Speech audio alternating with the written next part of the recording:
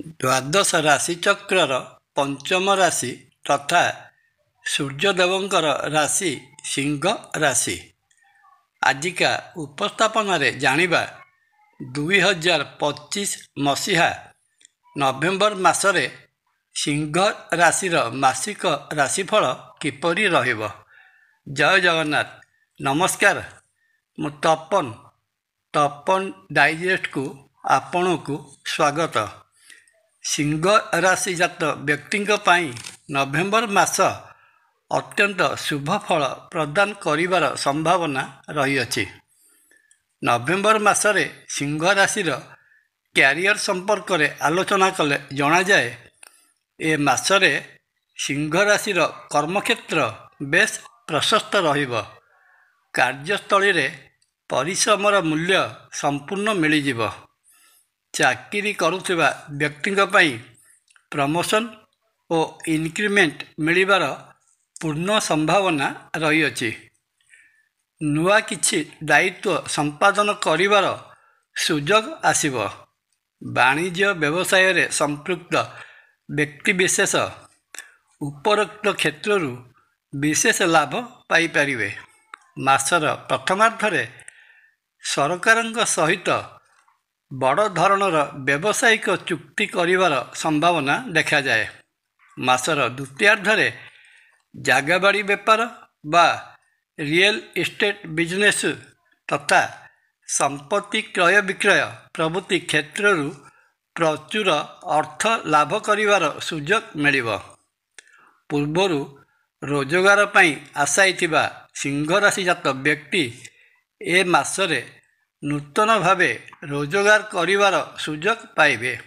ଯଦି କୌଣସି ପ୍ରୋଜେକ୍ଟରେ ଅର୍ଥ ବିନିଯୋଗ କରିବା ପାଇଁ ଚାହୁଁଛନ୍ତି, ତେବେ ନଭେମ୍ବର ମାସର ମଧ୍ୟବର୍ତ୍ତୀ ସମୟ ଠିକ୍ ରହିବ।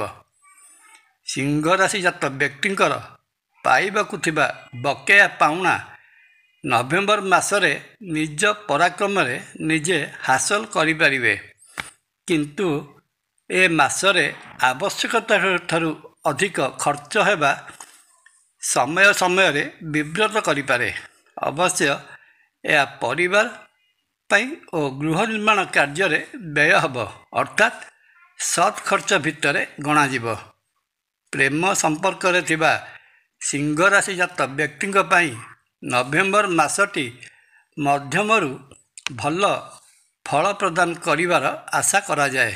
ସମ୍ପର୍କରେ ମଧୁରତା ଓ ବିଶ୍ୱାସ ବଢ଼ିବ। ଏକାଠି ସମୟ ବିତାଇବେ। ପାରସ୍ପରିକ ବିଚାରଧାରା ଠିକ୍ ରହିବ।